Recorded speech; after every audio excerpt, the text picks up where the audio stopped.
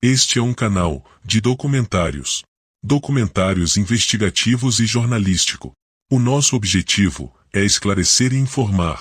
Se você quer adquirir conhecimento, mantenha-se conectado em nosso canal. A informação é a única coisa que faz a diferença entre o sucesso e o fracasso. Canal Documentários.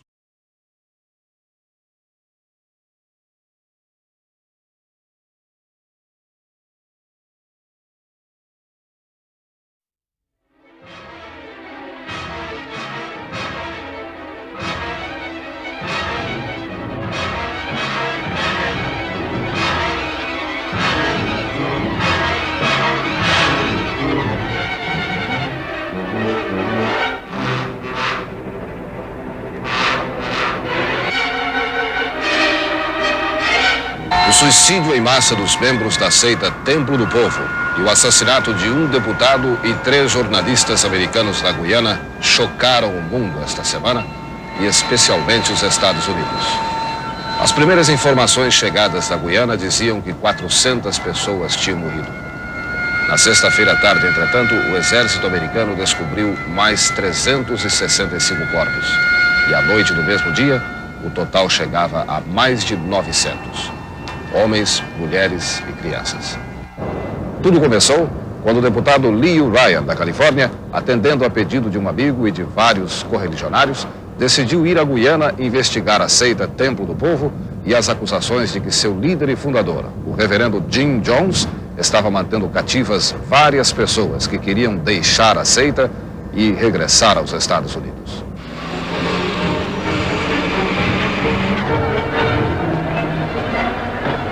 O deputado Ryan chegou à Guiana com seus assessores, vários jornalistas e os advogados da seita nos Estados Unidos, Mark Lane e Charles Gary. Na sexta-feira, a comitiva conseguiu visitar Jonestown, a comunidade que o fundador do Templo do Povo, Jim Jones, chamava de Terra Prometida, o paraíso na Terra, onde todos eram iguais, acreditavam em Deus e no próximo. A primeira impressão do deputado Ryan foi boa. Brancos e negros vivendo juntos e felizes, crianças brincando e uma creche bem administrada. Música e dança, e os adeptos de Jim Jones, como esta moça, afirmando que não estavam ali contra a sua vontade e que se sentiam felizes. O deputado Ryan chegou a dar a entender que tudo estava bem em Jonestown. Depois de conversar com vocês, concluí que para alguns que estão aqui, isto é a melhor coisa que já aconteceu em suas vidas. Algumas horas depois, o deputado e os jornalistas começaram a perceber que a recepção tinha sido cuidadosamente planejada.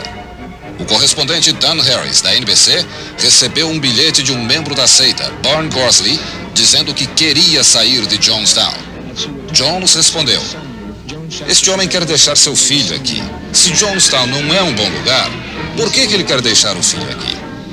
De qualquer maneira, disse o repórter Dan Harris, este homem faz parte do seu grupo. E a resposta de Jones: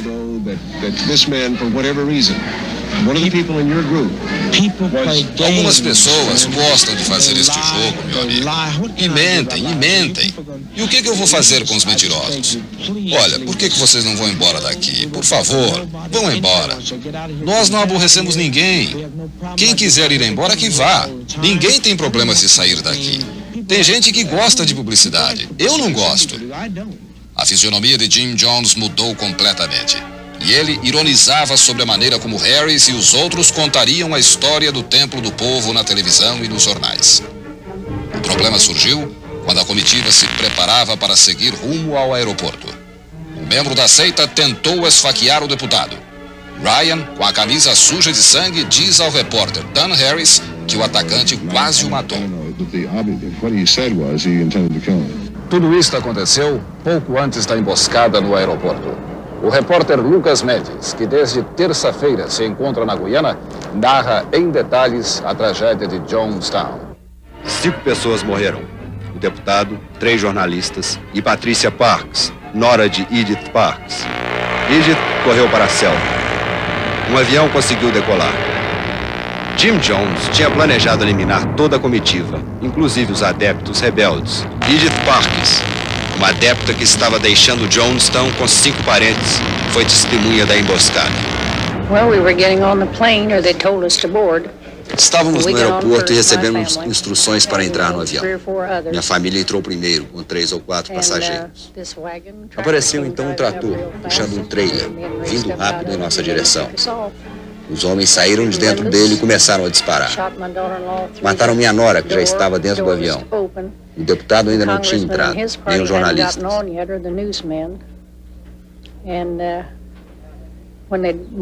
Depois, os homens foram para o outro lado do avião e começaram a matar o deputado e os jornalistas. Mas o plano original era diferente.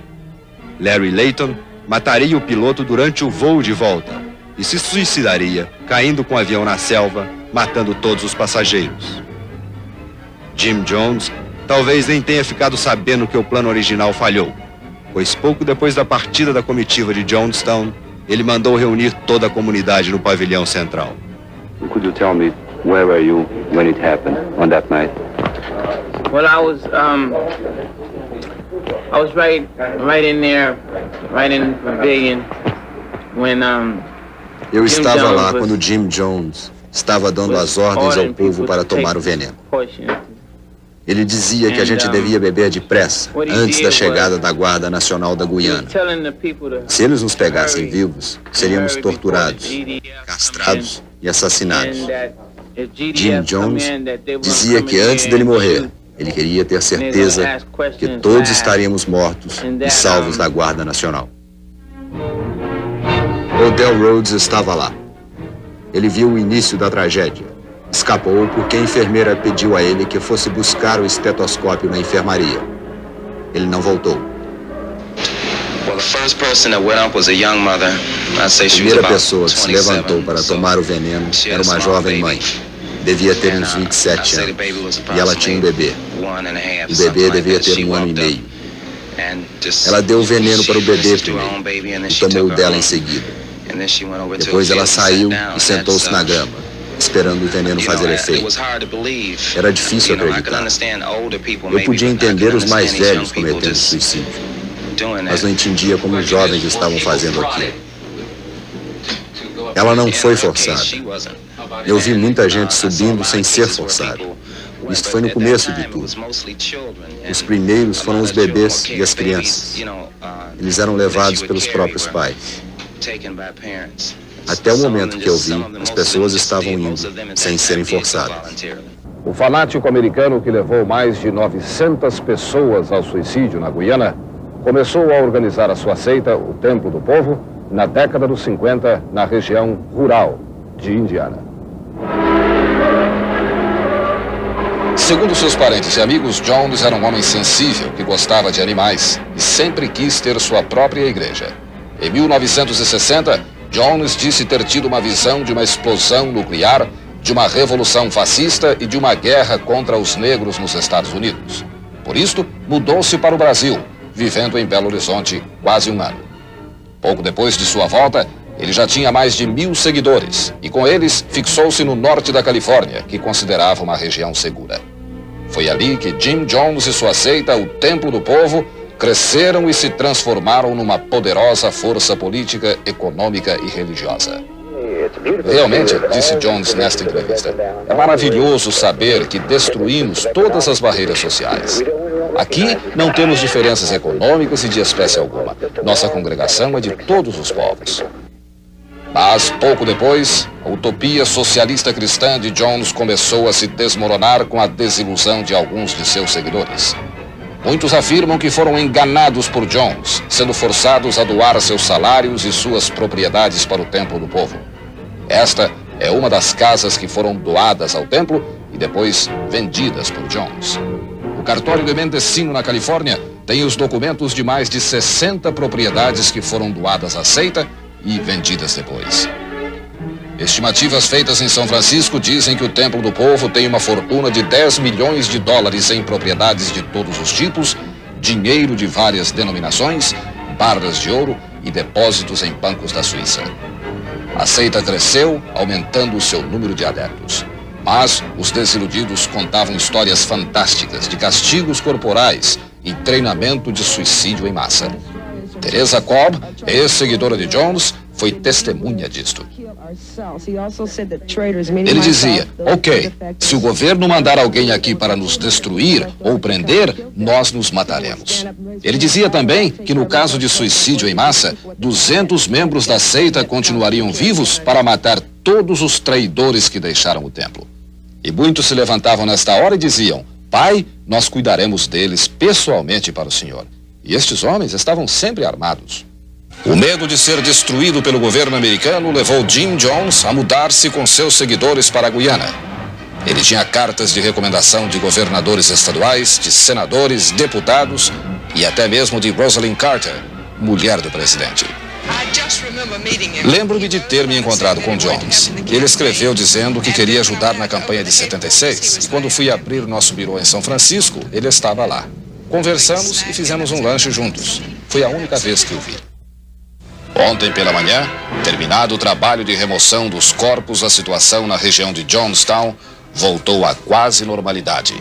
Muito embora continuem as buscas aos sobreviventes. O correspondente Lucas Mendes informa, entretanto, que o governo da Guiana está estremecido com o incidente e poderá até cair. Líderes da oposição há mais de um ano já tinham criticado e feito denúncias sobre as irregularidades em Jonestown. Eles informaram que haviam armas ilegais na comunidade e que Jim Jones fazia importações ilegais sem pagar alfândega.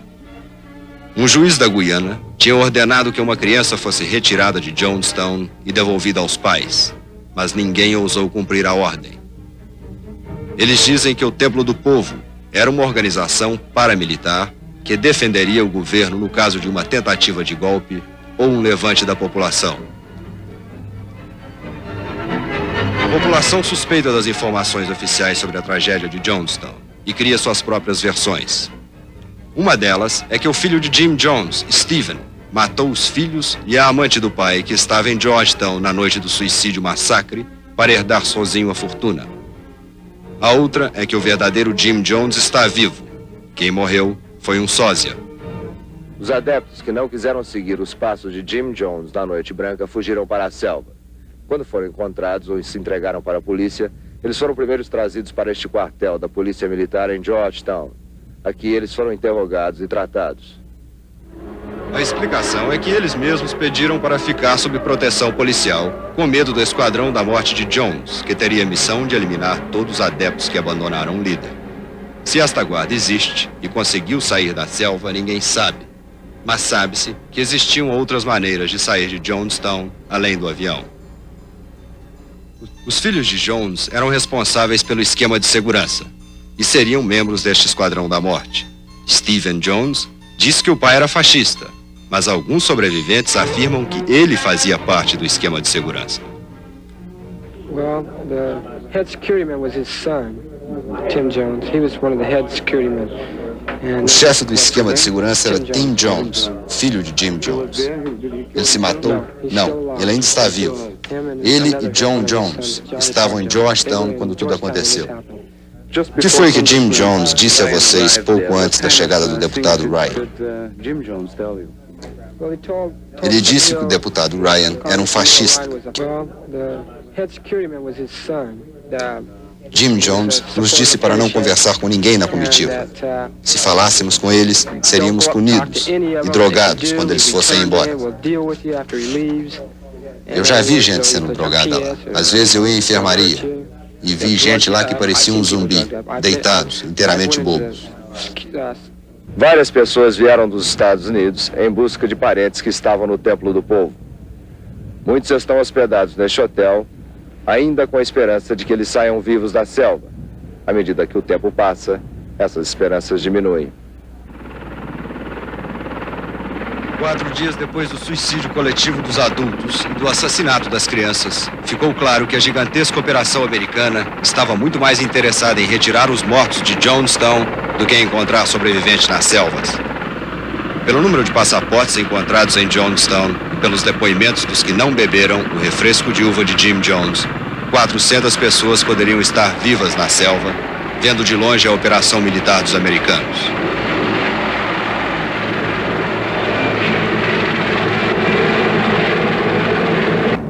Muitos poderiam estar querendo voltar e talvez não o fizessem, pensando que aqueles helicópteros e aviões pertencessem às forças destruidoras das pregações de Jones.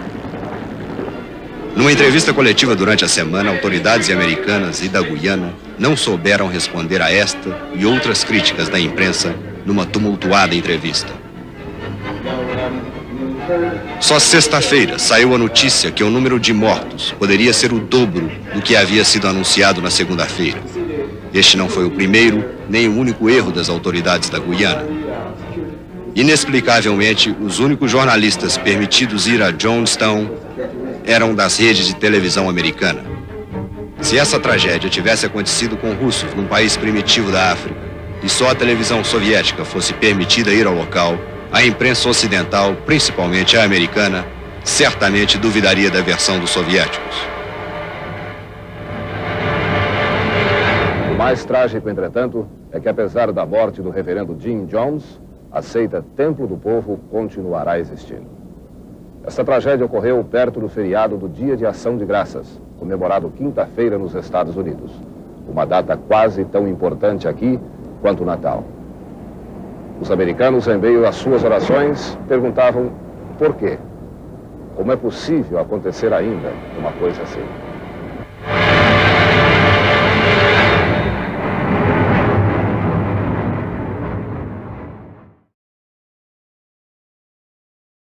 Todos os nossos vídeos é uma compilação de vários trabalhos e seus autores.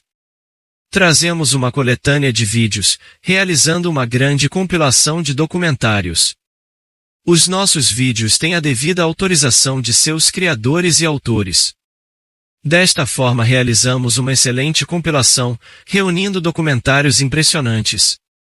Este vídeo foi criado com base em eventos ou situações que realmente aconteceram na vida real. Esta não é uma história fictícia, mas um vídeo autorizado devidamente por seus proprietários. Canal e documentários.